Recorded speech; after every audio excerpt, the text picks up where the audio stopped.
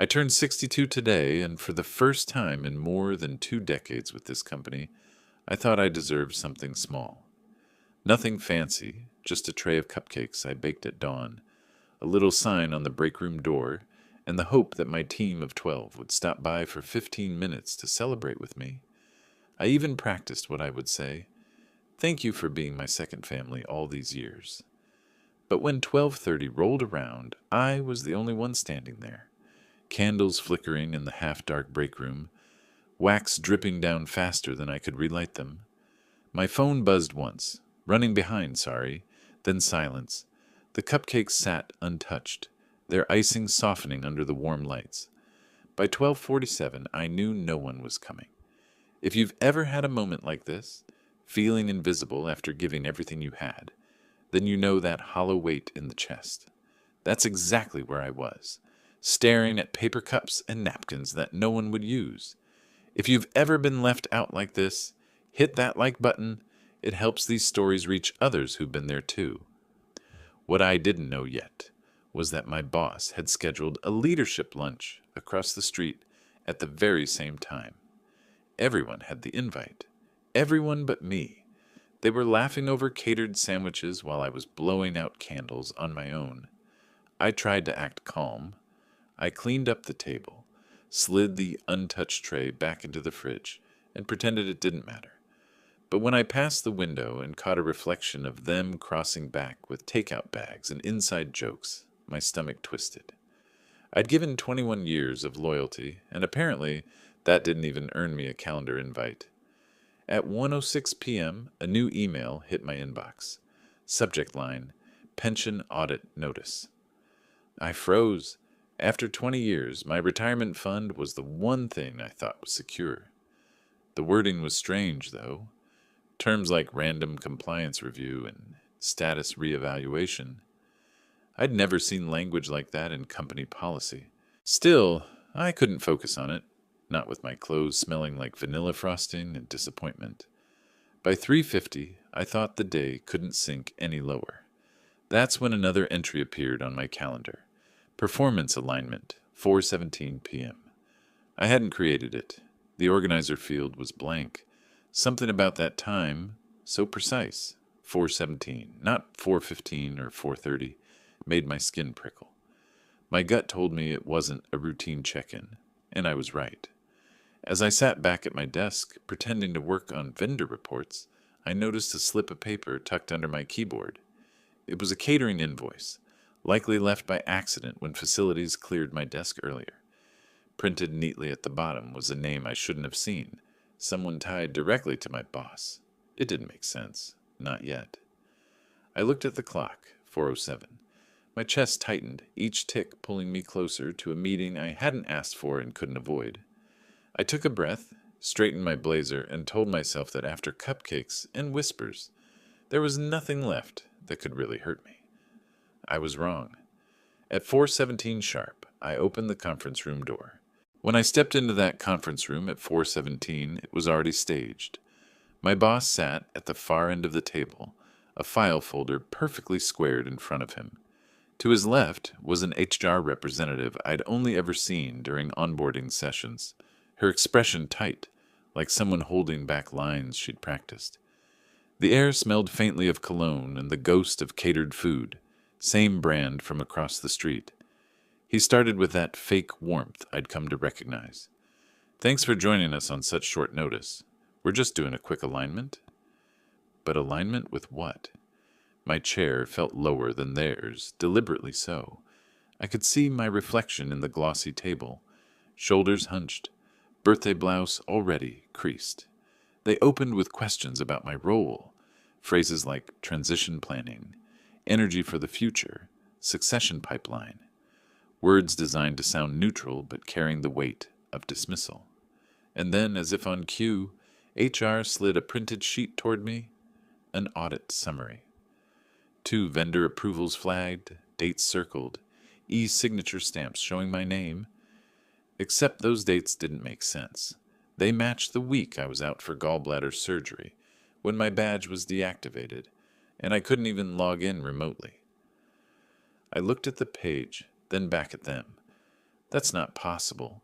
I wasn't even in the building those days. My boss leaned forward too casually. Systems don't lie. Maybe your memory's foggy. Foggy. At 62, I'd expected that word to surface eventually, but not as a weapon in a boardroom. I didn't argue. I'd learned long ago that showing anger in these settings only feeds their narrative. Instead, I noted the page number at the bottom corner. Page 2 of 5. Yet they'd only given me 2 sheets. 3 were missing. Something else nagged me. Earlier, when I'd checked my Outlook, I noticed every one of my team's calendars had flipped to private, just this morning. Normally, I could see when they were in or out. Today, nothing. A wall. It explained the silence at 12:30. It wasn't that they forgot. It was engineered. Someone had blocked me out. By 5:10, the meeting adjourned with vague promises. We'll review further, circle back next week. No conclusions, no signature from me. Just the lingering taste of being set up. As I gathered my folder, the HR rep stacked her notes. For a fraction of a second, the edge of a Post-it peeked out. Keep ops light today. A directive. Handwritten. Initials at the bottom that matched my boss's. I walked out slowly, careful not to slam the door. On my desk, the catering invoice was still tucked under my keyboard. I unfolded it fully this time. Line item. Leadership lunch. 13 guests. Paid under an internal account I didn't recognize. At the bottom, a contact signature. A last name identical to my boss's, but female. A relative. The office emptied around me, one by one, heels and shoes clicking down the hall, laughter echoing from elevators. I stayed seated, scrolling back through my inbox. That pension audit notice at 1:06 p.m. had a header format I'd never seen. Usually, compliance emails came from a system address. This one was from a personal alias, auditreview.companymail.net, not even a proper domain. A sloppy mistake, but deliberate. By 6, I was the last light in the building. I pulled open my drawer and slid out my notebook. Black cover, lined pages, every month's pension printout taped inside. 20 years of proof in ink and paper. I flipped to the April section, tapped the statement, and whispered to no one.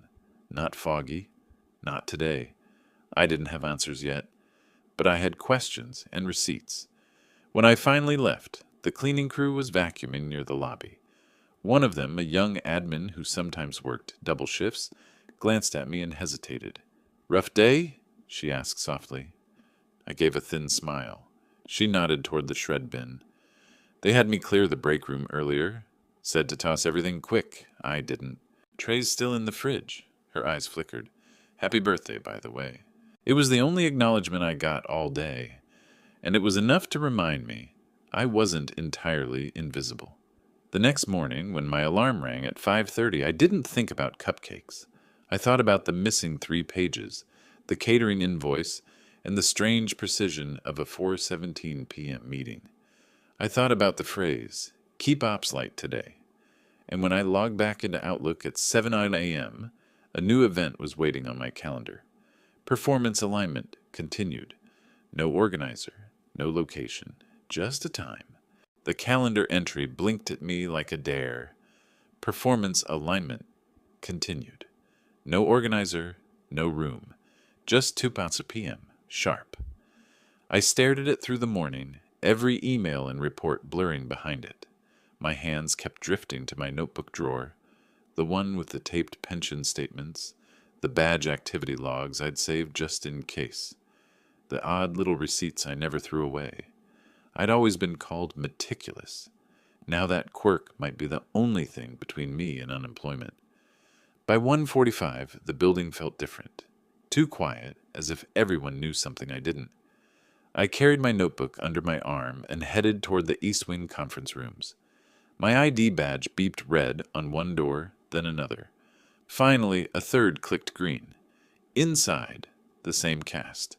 My boss at the head, HR rep to his left, this time with a thicker folder. A legal pad sat in front of her, pages already filled. No pleasantries, just have a seat. He started with small talk, but his eyes didn't smile. We want to revisit yesterday. A couple of anomalies popped up. They slid another sheet across. 2 vendor approvals again, this time with digital evidence attached. Timestamps, IP logs, e-signature metadata. At first glance, it looked damning, but then my stomach turned cold. The timestamp, 8:42 a.m. on June 12th, 3 years ago. That morning, I was under anesthesia for gallbladder surgery, verified by hospital records. My badge logs showed no entry. Yet there was my name, neatly attached to the approval. I looked up. I wasn't even conscious that day. My boss's lips twitched. Systems don't lie. I pressed the sheet back. Neither do surgical records. HR cleared her throat, clearly rehearsed. Sometimes employees delegate access. Perhaps you forgot authorizing a proxy. I shook my head. I'd never delegated. Not once. And then, faint, through the wall vent behind me, a voice, muffled but clear enough, "Keep it tight. Don't deviate." Another voice replied, lower, impatient. The HVAC carried just enough to prove I wasn't alone in this conversation. Someone was coaching from next door. I leaned back, forcing calm. The vent hissed softly, like static, but the words were there. My boss shuffled his papers, pretending not to notice. Regardless, the audit shows irregularities. It raises questions about pension eligibility. We're considering whether early retirement might be the cleanest option for everyone. There it was, not subtle anymore. I nodded slowly, jotting a note in my black notebook. Date, time, exact phrasing. Then deliberately I clicked my pen and wrote, "Vent voices, record next time." My boss's eyes flicked to the page. He knew I'd heard something. At 2:37, the meeting dissolved into vague promises again. "We'll review. We'll circle back." No signature required, no final word, just pressure. As I gathered my things, the HR rep stacked her folder too quickly. A flash of yellow post-it peeked out. 417 precedent. Repeat. My throat tightened. They were scripting the times, repeating patterns, trying to manufacture documentation. I left the room with my notebook under my arm and a new decision. I wouldn't just defend myself. I'd start collecting receipts in real time. Back at my desk, I slid open my drawer and pulled out the small silver USB drive I always carried. On it, backups of vendor emails, approval chains, and SOP revisions, not doctored, just meticulous time-stamped copies. Proof. At 3:05, I checked the fridge. The cupcake tray was still there, pushed to the back behind cartons of creamer. One was missing. Someone quietly had taken one. It felt like a message. "I see you." By 3:30, my inbox pinged again. Subject line, "Pension audit, follow-up." The sender? Same odd alias as before, but this time an attachment labeled summaryfinal.pdf. I hovered before opening it. 5 pages, the missing pages. I printed them on the spot. Page 3 contained a red ink annotation. Reconciled WHR narrative. Page 4 listed termination package estimates. Page 5 bore initials I recognized instantly, my boss's, scrawled in blue ink. Not random, not a mistake, a setup. As the office emptied for the day, I lingered in the hallway near the conference rooms. Through the vent again, laughter spilled. Then a clipped sentence. "Tomorrow, she won't make it past the client tour." My notebook shook slightly in my hand as I wrote every word. Tomorrow, the biggest client of the year was arriving. A tour I was supposed to lead, unless apparently I was erased before then. I capped my pen, closed the book, and whispered to myself, "You picked the wrong birthday to test me." That night I barely slept. I kept seeing the words scrawled on page 5 of that audit packet. Termination estimates, my boss's initials. They weren't even trying to hide it anymore. It was sloppy arrogance. At 6 a.m., I brewed coffee, spread the 5 pages across my kitchen table, and began to line them up against my notebook records. Every month for 2 decades, I'd printed and taped my pension statements. Every vendor approval I'd handled was logged with initials in pen. I even had CC'd email chains saved to a private folder. Old habits, mocked by my coworkers as paranoid, now felt like lifelines. The first discrepancy was obvious. Page 2 flagged an approval on June 12th, day of my surgery. My printout for that month showed no transactions. My badge log, stapled to the page, showed 0 entries, and yet their audit listed an electronic approval tied to my name. I flipped through older entries. There it was again. February 2019, an approval timestamped while I was on PTO in another state, confirmed by hotel receipts. Same vendor, same forged signature. Someone had been piggybacking my credentials, and if they thought I hadn't noticed, they underestimated me. By 8:30 a.m., I was at my desk early. The building smelled faintly of polish and industrial cleaner, the air too still, like the pause before a storm.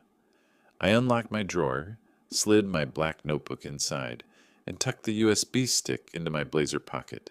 Today, I'd need both.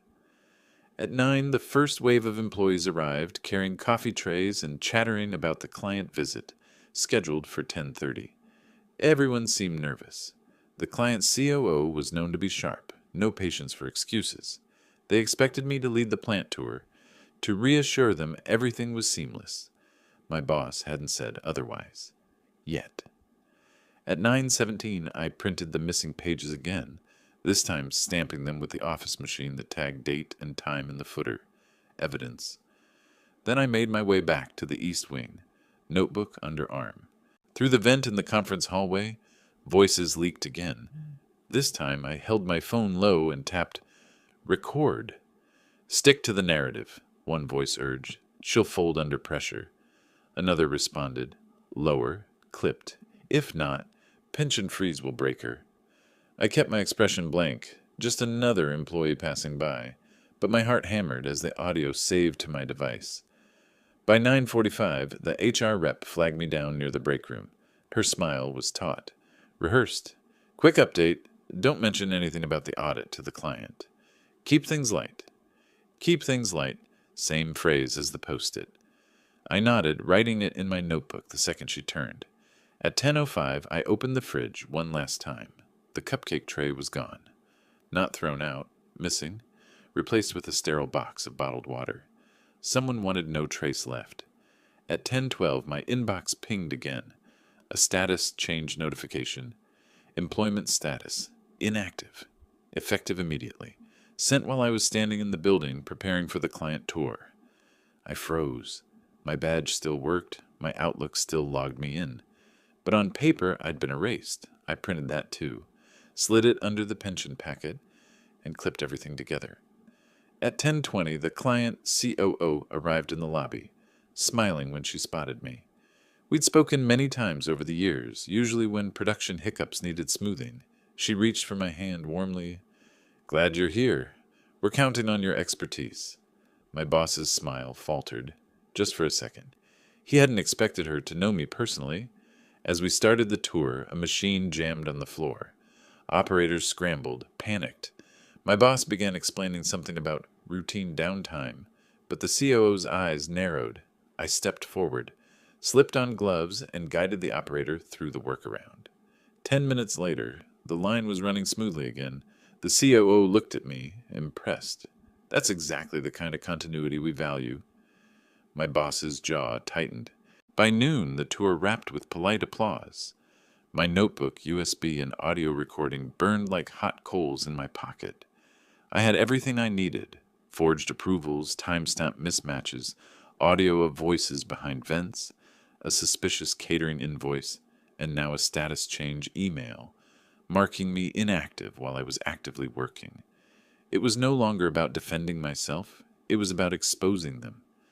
As I walked back to my desk, I whispered to myself, steady and calm, receipts, always receipts. And tomorrow, I would use them.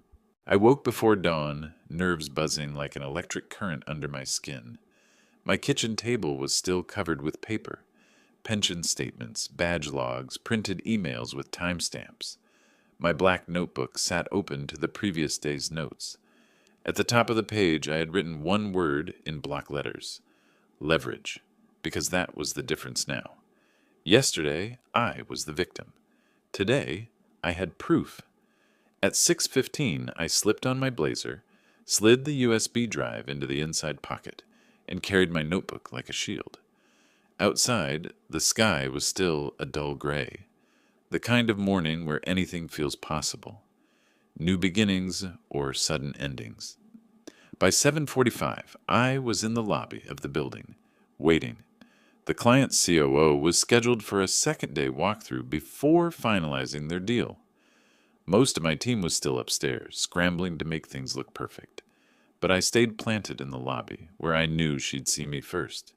Sure enough, at 8 cows sharp, the glass door slid open. She spotted me instantly. "There you are," she said, her tone half relief, half expectation. "I was hoping you'd be leading again today." I smiled, calm. "Of course." Behind her, my boss appeared, flushed, clutching a tablet. "Actually, I'll be taking point today," he began, but the COO cut him off. "With all due respect, I need continuity. Yesterday, she handled the floor issue flawlessly. We'd like her." The look on his face was worth every lonely birthday I'd ever endured. At 8:22, the production floor shuddered again. A conveyor sensor misfired, red lights flashing. Operators panicked, trying to reset the system. My boss flailed with jargon, but the COO folded her arms, unimpressed. I stepped forward, calm. "It's the sensor alignment. Happens after power dips. Give me 30 seconds." I adjusted the sensor bracket, ran a test batch, and the line roared back to life. Applause from the floor crew, a quiet nod from the COO. "See," she said to my boss, "this is what I mean by expertise you can't replace." By 9, the tour wrapped with smiles, handshakes, and promises. My boss looked like he'd swallowed nails. But the real moment came at 9:12, when my phone buzzed with another HR email. Employment status. Inactive. Confirmed. Effective yesterday. I showed it to the COO, calmly, quietly, no drama, her brow furrowed. "Inactive? You just saved your production line in front of me." I didn't answer. I didn't need to. The contradiction spoke for itself. At 9:30, my boss pulled me aside, his voice low, sharp. "Why did you show her that?" I tilted my head. "Because I'm inactive, remember? Might as well make myself useful while I still exist." His face flushed crimson. He wanted to shout, but with the client still in the building, he couldn't. He walked away instead, fists clenched. By 10:05, I was back at my desk, printing everything again. Pension packet, badge logs, HR emails, each with fresh timestamps. My notebook filled with notes, exact times, exact phrases. At 10:12, I added a new entry. Clause 14.3, retaliation tied to benefits. It was a section I remembered drafting years ago when the company updated its policies. I had been part of the working group that wrote the language, designed to protect employees from exactly this kind of maneuver. If I could prove retaliation, they'd have no defense. At 10:30, I checked my USB drive. Inside were emails from 3 years back, showing my boss approving vendor contracts now being pinned on me. His initials appeared in CC chains, his comments in revision logs. Buried evidence, but evidence nonetheless. By 11, I had a decision. I wasn't going to wait for them to circle back. I was going to escalate. Properly, quietly, through the one channel they couldn't control. The company's ethics hotline. At 11:15, I dialed. A calm voice answered. I read off dates, times, names. I listed discrepancies between badge logs and approvals. I noted the inactive status change mid-shift. And then carefully, I described the voices I'd heard through the vent, offering to provide the recording. "Would you be willing to submit the physical evidence?" the hotline rep asked. "Yes," I said, sliding the clipped stack of papers into a sealed envelope. "I'll deliver it directly." At 11:45, as I walked the envelope to the secure drop box in the HR wing, I passed the break room. Someone had left a single cupcake on the counter, frosting slightly smudged, candle stuck in the center. No note, just the cupcake.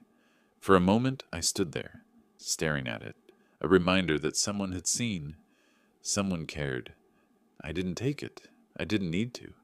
I had something stronger now. By noon, the envelope was gone. swallowed into the lockbox. My evidence was no longer just mine. As I walked back to my desk, the phrase I had written earlier echoed in my mind. Leverage. And tomorrow, that leverage would find its mark. The morning after I dropped that envelope into the secure box, I woke up calm. Not cheerful, just steady. For the first time all week, I felt like I wasn't the one on defense anymore. My coffee tasted stronger. The air outside smelled like rain, the kind that clears the sky. At 7:30 a.m., I arrived at the office early. My badge still beeped green, which amused me. Inactive on paper, indispensable in practice. My boss was already there, hunched in his glass office, blinds half drawn. He didn't look up when I passed. By 8:05, I was at my desk with my black notebook open. Across the top of the page, I wrote, Clause 14.3, Retaliation tied to benefits. That policy had been my work years ago, part of a compliance update after an industry scandal. I remembered the exact language. Any adverse action that affects pension, health, or employment status within 30 days of a protected activity shall be considered presumptive retaliation. I had documented their actions down to the minute. 12:30 p.m., isolated from my team during my birthday gathering. But at 1:06 p.m., suspicious pension audit email. 17 p.m., unscheduled meeting, retirement pressure. 10:12 a.m., next day. Inactive status change mid-shift. Stacked together, it wasn't just a pattern. It was a case.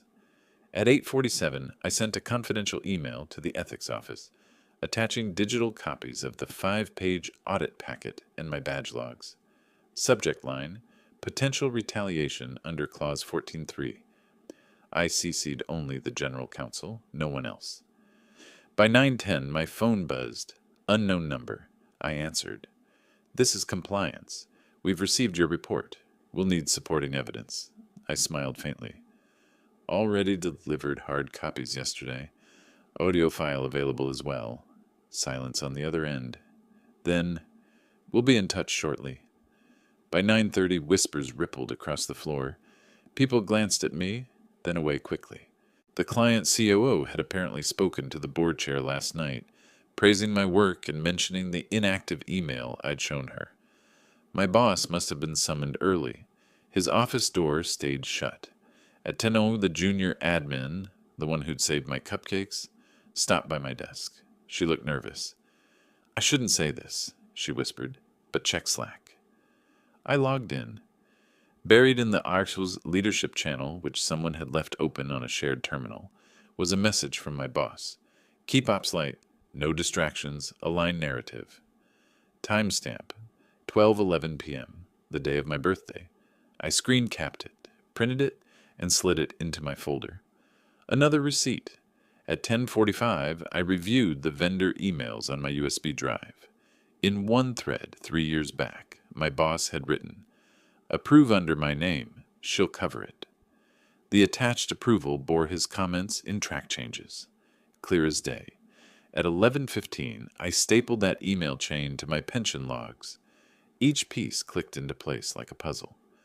By noon, I had everything arranged. Policy clause drafted by me, timeline of retaliatory actions, audit packet with his initials, badge logs proving absence during alleged approvals, Slack message tying him to the birthday sabotage, USB emails proving forged delegation, audio recording from the vent. It wasn't paranoia anymore. It was evidence. At 1:00 p.m., HR called for an informal chat. I walked in, notebook under my arm. My boss was there, jaw tight, eyes bloodshot.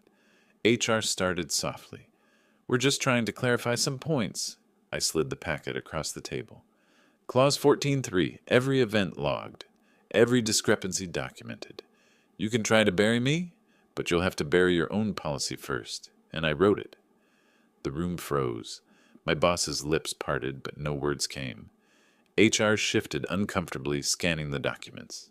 The silence was heavy, like everyone knew the tide had turned, but no one wanted to admit it out loud. At 1:17, my phone buzzed again. An email from compliance. Subject, emergency review. Attendance required. Time, 3 p.m. Location, board conference room. Attendees, legal, HR, client COO, board chair. I closed my notebook, slowly, savoring the sound of the cover snapping shut. This wasn't a battle in the shadows anymore. The fight had just moved to the highest room in the building.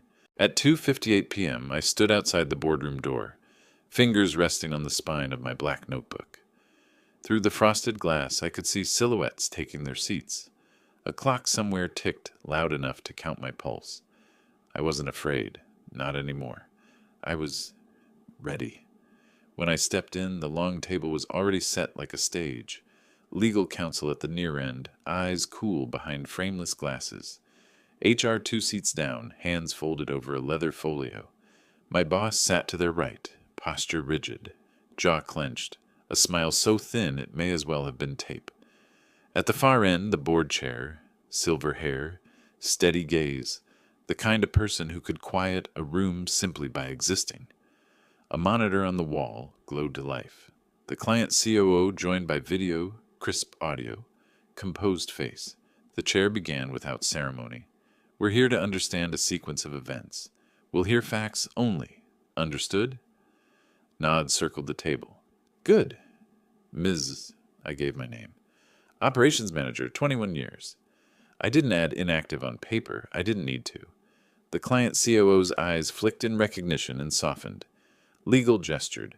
We'll start with the audit concerns. She slid a thin packet toward me. 2 vendor approvals bear your signature during a period you were absent. Can you explain? Yes, I said, and placed 3 things on the table, one at a time. 1. A hospital form confirming anesthesia, start time for the exact date and hour of one flagged approval. 2. Badge access logs for both flag dates showing 0 entries under my ID. 3. Printed Outlook log in history, 0 activity from my account during those windows. Systems don't lie, my boss muttered. Correct, I said calmly. These ones don't. I slid the next sheet forward, a 3-year-old email where his track change comment read, Approve under my name. She'll cover it. The page was quiet except for legal's pen scratching a note. HR tried to pivot. There may be confusion about delegation. We often formalize delegation through IT tickets, I finished for her. Here are the ticket logs. No delegation ever granted from my account. I laid down the printed export from our service desk. The chair leaned forward. How did the approvals get attached to your credentials? Someone with admin-level calendar and identity permissions could mimic activity, or someone using a shared workstation while my Outlook remained open. I don't know which. I do know this. I held up the 5-page audit packet. Pages 3 through 5 were omitted in my meeting yesterday. They include termination package estimates and handwritten initials that match my boss's. The packet arrived from an alias address that isn't a company domain. Legal looked up, interest finally visible. HR shifted. My boss stared hard at the table, as if the grain might rearrange itself into a rescue plan.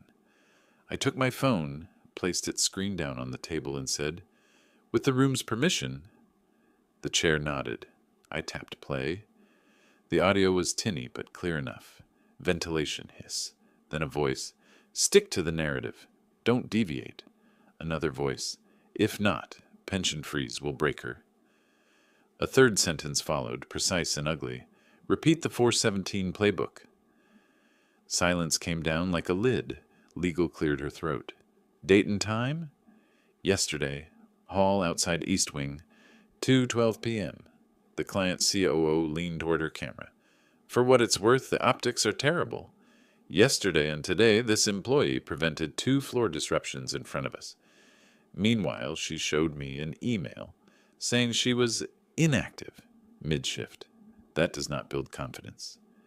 HR attempted a soft landing. We're investigating an unrelated compliance matter. Status changes are often automated. Except this one wasn't, I said, sliding another printout across the table.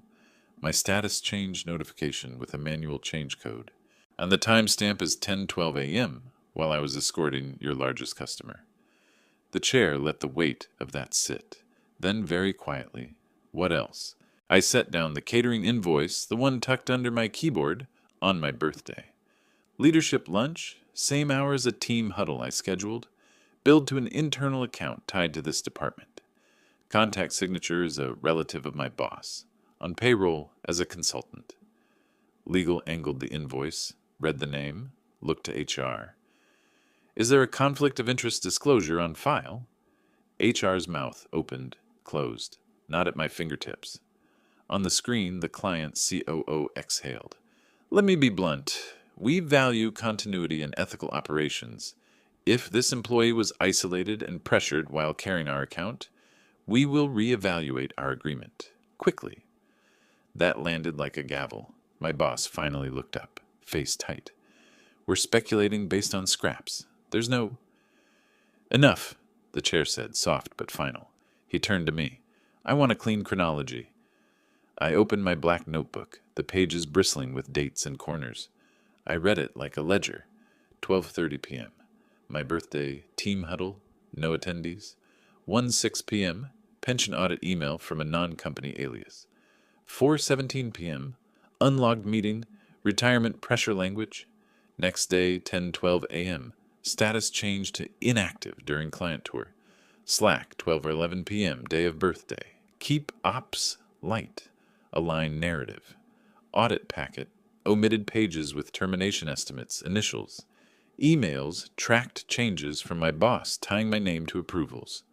Audio, coaching through event. Stick to the narrative. I stopped. The chair didn't take notes. He just watched me, measuring. Do you have copies? Everything. I slid a thin, labeled folder across to legal. Hard copies and digital. Legal accepted it like evidence in a courtroom. HR stared at the table. My boss stared at me. The client COO stared at the board chair. This is not my first company, she said evenly. I know what retaliation looks like.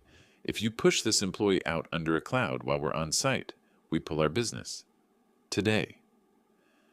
The room tilted. Not physically, but the power did. My boss tried one last pivot. We can resolve this internally. Perhaps a mutual separation with dignity. The chair tapped the table once. The sound was gentle and absolute. That's not a resolution. That's a liability. He looked to me. What are you seeking? I had carried that answer all day like a pebble in my shoe, turning it over until it was smooth. I reached into my notebook and drew out a single page, crisp, typed, one paragraph long.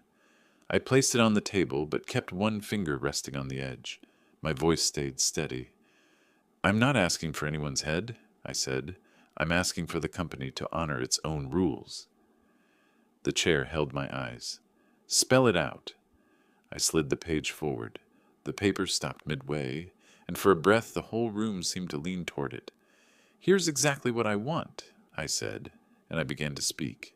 The boardroom was silent, the kind of silence that feels alive. The chair's hand rested on my single-page request, eyes moving across the words. He read it twice before lifting his gaze. Reasonable, he said, measured, and binding. HR leaned forward as if trying to stop the ink from drying. We should stop, the chair cut in. This isn't a negotiation, it's an obligation, effective today. He tapped the paper once, then looked directly at my boss. You've built a narrative here that doesn't hold. We will dismantle it, quietly, if possible, publicly, if necessary. My boss flushed. With respect, this sets a dangerous precedent. If every long-tenured employee can weaponize sentiment, the chair's voice sharpened. This is evidence and misconduct and conflict of interest. He slid the catering invoice across the table, the initials on the audit packet, the manual status change. That's not sentiment. That's record. The client COO spoke next. Let me add one thing.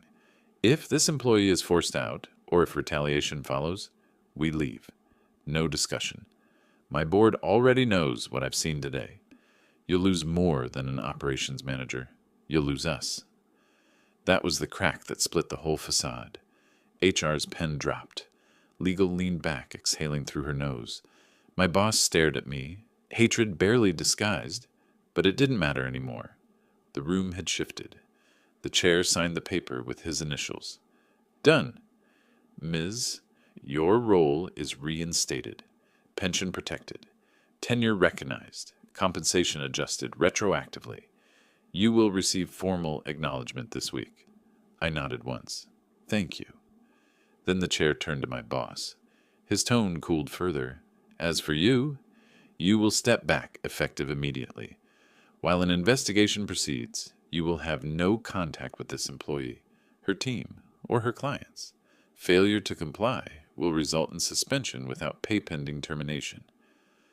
The words landed like steel bars. My boss tried to speak, failed, tried again. This is outrageous. I've built this department. And nearly burned it down, the chair interrupted. Your arrogance cost credibility. The irony is that she, he gestured at me, preserved it. HR finally found her voice. We can coordinate transition. No, the chair said flatly. I'll coordinate. You'll observe. That was the end of the meeting. No applause, no raised voices. Just the kind of order that comes when chaos has been dragged into light. I gathered my notebook and folder, slid them into my bag, and stood. My boss's eyes followed me, sharp as glass, but powerless now. For the first time in weeks, I felt taller than the doorframe. Outside, the hallway looked the same. Same carpet, same muted art, same hum of vents. But something in me was different. My hands didn't shake. My chest didn't ache. I walked past the reception desk, past colleagues who glanced up, then quickly backed down, and I didn't need their recognition. By the time I reached the lobby, my phone buzzed. A message from the client, COO. Thank you for standing firm. You carried the day. We stand with you. I stepped outside into the late afternoon light. It was warm, steady, golden in that way that makes even glass towers look almost human. Across the street, the reflection in a window caught my image. Clothes still damp from earlier, hair pulled back, eyes steady. I remembered my empty birthday table, the untouched cake, the silence of a team that had turned away. That wound still existed. But today it wasn't my ending. It was theirs. Karma doesn't always roar. Sometimes it whispers, steady and precise, through signatures on a page and silence in a boardroom. I walked toward the parking lot with nothing dramatic in my step, nothing vengeful in my face, just a quiet, certain knowledge. They had tried to erase me, and instead they had written my vindication in ink, and that was enough.